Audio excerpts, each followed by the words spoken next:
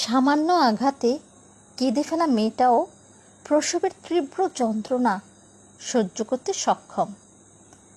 Immature বলে সবাই যে মেয়েটাকে খেপাতো, সেই মেয়েটাও তো এখন কি সুন্দর করে গুছিয়ে নিজের সংসার চালাচ্ছে, বাচ্চাদের যত্ন নিচ্ছে। মেয়েরা একটু আবেগী হয়, একটুতেই কেঁদে ফেলে। তাই তার সে আবেগের সুযোগ নিয়ে তাকে বারবার আঘাত করাটা আপনার বোকামি। মনে রাখবেন, সে আপনাকে ভালোবাসে, তাই আপনাকে নিয়েই পড়ে আছে। একবার যদি তার মন আপনার উপর থেকে উঠে যায় বা সে যদি সব কিছু সহ্য করতে শিখে যায়, তখন আর আপনি তাকে কাঁদানোর সুযোগটুকু পাবেন না। আপনার দিকে সে ফিরেও তাকাবে না। আর তখনই আপনি তাকে স্বার্থপর উপাধি দিবেন। ভুলে যাবেন যে তার এই নিজেকে নিয়ে ভাবা, যাকে আপনি স্বার্থপর বলছেন, সে আপনার দেয়ার আঘাতের বিনিময়ে কিন্তু শিখেছে। অথচ আপনি তখন ভুলেই যাবেন আপনার পুরাতন কীর্তিকলাপের কথা।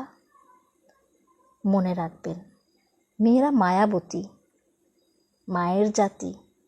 সব কিছু হলেও কখনো কখনো মেয়েদের সহ্য করার ক্ষমতা পরীক্ষা নিতে যাবেন না। এতে আপনি প্রিয় মুখটি হারাবেন।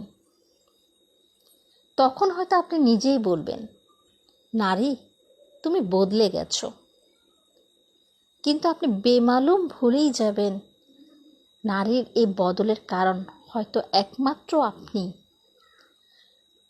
আপনার পাওয়া কি নিষ্ঠুর ব্যবহার তিলে তিলে ক্ষয় করে ফেলেছে সে নারীর মনটি, যার ফলে নারী আজ বদলে গেছে। আপনি হয়তো বলবেন, নারী, তুমি ছলনাময়ী। নারীর এই ছলনাময়ীর রূপটি তখনই আপনার কাছে প্রকাশ পাবে যখন নারীর বদল দেখবেন।